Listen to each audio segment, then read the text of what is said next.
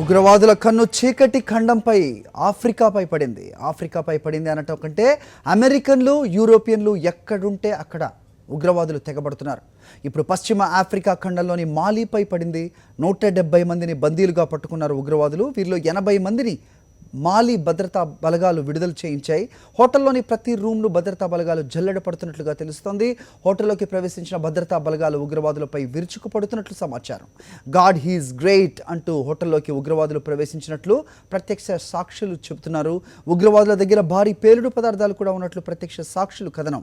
గత ఆగస్టులో కూడా ఉగ్రవాదులు కాల్పులకు తెగబడ్డారు. ఫ్రాన్స్ నుంచి మాలీకి ప్రత్యేక బలగాలు వెళ్తున్నట్లు యూరోపియన్ ఛానల్స్ ద్వారా తెలుస్తోంది.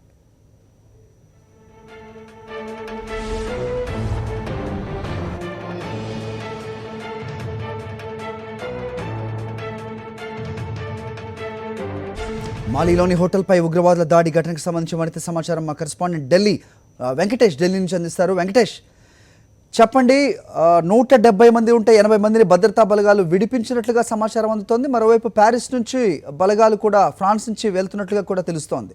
ఏ విధంగా చూస్తున్నారు? భారత ప్రభుత్వం ఏ విధంగా స్పందించింది? మీ దగ్గర అప్డేట్స్ ఏంటి? ప్రస్తుతం మాలీలోని రాజధాని బమాకోలో ఇంకా ఉగ్రవాదుల దాడి కొనసాగుతోంది.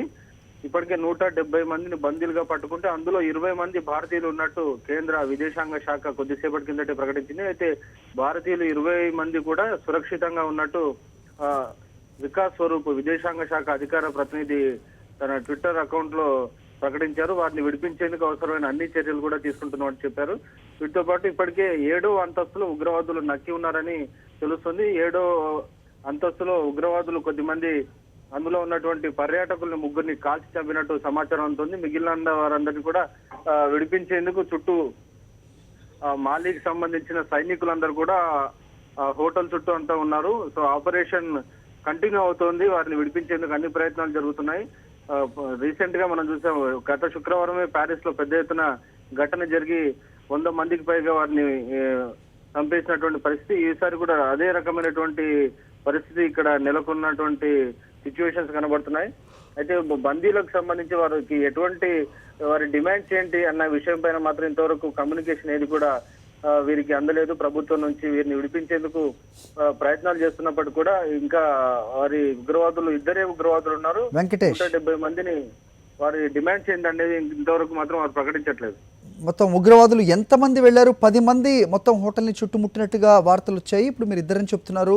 వాళ్ళ డిమాండ్స్ కూడా ఏంటని తెలియదు. వీళ్ళు ISIS ఉగ్రవాద ప్రేరిత అదే సంస్థకు సంబంధించిన వాళ్ళ ఏమని సమాచారం అందుతోంది? అలాగే ఫ్రాన్స్ నుంచి కూడా బలగాలు వెంటనే బయలుదేరినట్లుగా కూడా తెలుస్తోంది. వైపు చూస్తుంటే ఆసియా కాదు, అమెరికా కాదు, ఆఫ్రికా కాదు, ఎక్కడ అమెరికన్లు యూరోపియన్లు ఎక్కడుంటే అక్కడ వీళ్ళు దాడులకు తెగబడినట్టు తెలుస్తోంది. ఏ విధమైన కార్యాచరణ ముందుందంటారు? ఏంటి మీ విశ్లేషణ ఏంటి? గతంలో కూడా 2012లో కూడా వీళ్ళు అల్ ఖైదాకు సంబంధించినటువంటి జిహాదీ గ్రూప్ ఇది. ఈ గ్రూపు గతంలోనే ప్రభుత్వానికి సంబంధించినటువంటి ప్రో టెర్రరిస్టులు కానీ అట్లాగే అల్ ఖైదాకు సంబంధించినటువంటి గ్రూపుల మధ్య సంఘర్షణ జరుగుతుంది. సో వీరి మధ్య జరుగుతున్న సంఘర్షణలో భాగంగానే ఈ రోజు ఇంతమంది బందీలను వారు పట్టుకున్నారు.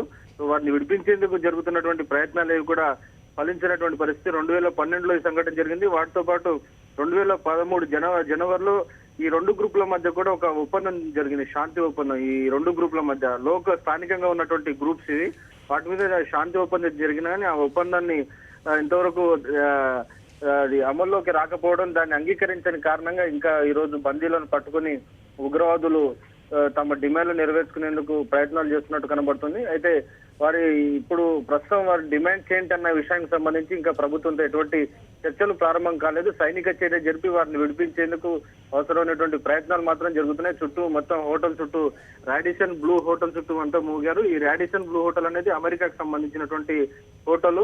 సో అమెరికన్స్ కు సంబంధించినటువంటి హోటల్ ను టార్గెట్ చేయడం ద్వారా ప్రపంచ వ్యాప్తంగా దృష్టిని ఆకర్షించేందుకు ఈ జిహాదీ గ్రూపులు ప్రయత్నం చేస్తున్నట్టు స్పష్టంగా కనబడుతుంది.